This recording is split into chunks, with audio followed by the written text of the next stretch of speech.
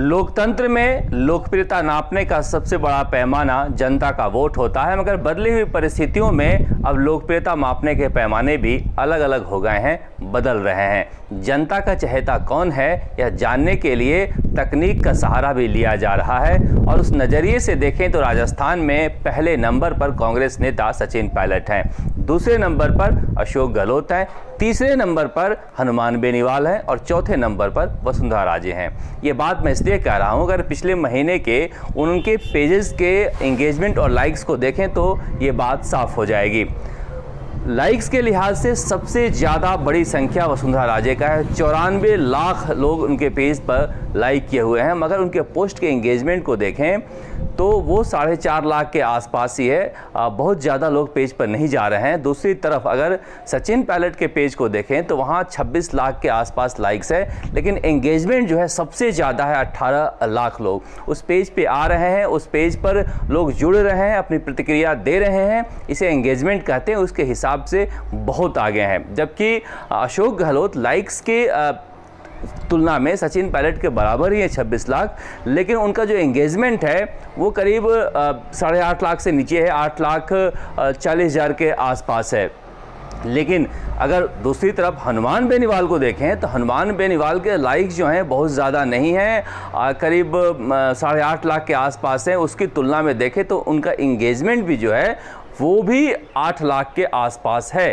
तो इस लिहाज से देखा जा सकता है कि सचिन पायलट और हनुमान बेनीवाल को लोग राजस्थान में पसंद कर रहे हैं। दूसरी तरफ हालांकि लाइक्स की बात करें तो वसुंधरा राजे और अशोक गहलोत दोनों पर लाइक्स खरीदने के आरोप लग चुके हैं। पहले भी एक दूसरे पर आरोप लगाए गए हैं कि किस तरह से विदेशों से लाइक्स खरीदे जा रहे हैं। हालांकि उस आरोप में कितनी सच्चाई है पता नहीं चला, लेकिन एंगेजमेंट के लिहाज से देखें तो ये दो नेता सबसे ज़्यादा लोकप्रिय हैं जो सत्ता में नहीं हैं।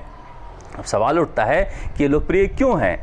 दरअसल युवा जो वर्ग है वो अपना अक्स इनमें देखता है। जिन मुद्दों को उठाते हैं, जिन मुद्दों को लेकर चलते हैं, वो उन्हें पसंद करते हैं। हालांकि एक तरफ ये भी कहा जा रहा है कि ये जातीय आधार है और जातीय जो फ़ैन हैं वो बहुत ज़्यादा एंगेज रहते हैं पोस्ट पर, इसलिए ये देखा जा रहा है। लेकिन ये दोनों नेता फ़िलहाल राजस्थान की राजनीति में हाशिए पर हैं। अशोक गहलोत से मुकाबला कर सचिन पायलट हीरो बने हैं, वसुंधरा राजे से मुकाबला कर हनुमान बेनीवाल हीरो बने थे। यानी एक तरह से देखा जाए तो राजस्थान में जो 20 साल से शासन है अशोक गहलोत और वसुंधरा राजे का, उसके खिलाफ भी लोगों में एक नाराज़गी है कि एक बार मैं एक बार तू के इस व्यवस्था से जनता निजात पाए। ये भी एक कहा जा सकता है इसकी वजह कि इतना ज़्यादा ये लोकप्रिय हैं सोशल मीडिया पर।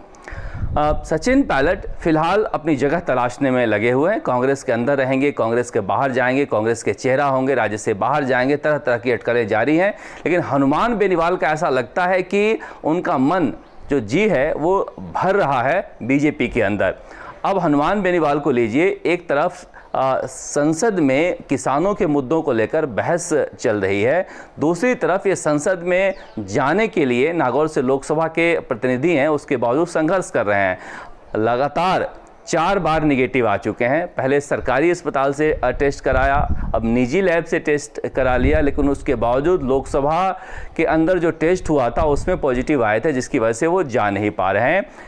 इसकी वजह से हनुमान बेनीवाल गुस्से में उबल भी रहे हैं। उनका कहना है कि लगता है कि बीजेपी नहीं चाह रही है कि वो लोकसभा में जाकर किसानों का मुद्दा उठाएं। दरअसल हनुमान बेनीवाल की बात करें तो विधानसभा चुनाव में वसुंधरा राजे के खिलाफ जो गुस्सा था वो उनकी सभाओं में दिख रहा था, इसलिए विधानसभा चुनाव से पहले वो आंधी की तरह आए थे और लोकसभा चुनाव आते आते वो तूफान की तरह हो गए थे। लेकिन जैसे ही एनडीए का पार्ट बने हैं, लगता है कि वो महासमुद्र में कहीं खो से गए हैं और वो अपनी पहचान के लिए छटपटाने लगे हैं कि राष्ट्रीय लोकतांत्रिक पार्टी के बहुत सारे नौजवान सपोर्टर हैं जो चाह रहे हैं कि हनुमान बेनीवाल अपनी पार्टी का विस्तार करें। लेकिन उनके साथ मजबूरी यह है कि जातीय आधार के नेता हैं वो, और दूसरे मजबूत जातीय आधार का कोई भी नेता उनके साथ अभी फ़िलहाल है नहीं। हालांकि ये भी कम बड़ी बात नहीं है कि अपने बूते वो 3 विधायक जिता कर लाए हैं, क्योंकि उसके बावजूद उनके पार्टी का विस्तार नहीं हो रहा है, जिसकी बड़ी वजह है एनडीए में शामिल होना। इसलिए कहा जा रहा है कि हनुमान बेनीवाल भी अब नया रास्ता खोज सकते हैं, नए रास्ते की तलाश में हैं और बहुत दिनों तक वो एनडीए का पार्ट नहीं रहेंगे। हो सकता है कि विधानसभा चुनाव अभी 3 साल दूर है, जिसके लिए वो अपनी रणनीति बनाने शुरू कर दें। बहुत जल्द देखने को मिलेगा कि हो सकता है ऐसा कि एनडीए के से हटकर हनुमान बेनीवाल जो हैं वो अपनी पार्टी को मजबूत करें। हालांकि जो वसुंधरा राजे के विरोधी खेमा है वो लगातार चाह रहा है कि हनुमान बेनीवाल एनडीए में बने रहें ताकि मुखर होकर वसुंधरा के किसी भी तरह के मेन स्ट्रीम पॉलिटिक्स में बीजेपी के वापसी के लिए रोड़ा अटकाए। लेकिन जिस तरह से जयपुर में बैठे हैं हनुमान बेनीवाल, संसद में जा नहीं पा रहे हैं, इस बहाने ही सही वो उन्हें लगता है कि बीजेपी के साथ लंबा वो चल नहीं सकते, इसलिए अपनी नई रणनीति की खोज में निकल गए हैं। राजस्थान तक के लिए जयपुर से शरद कुमार।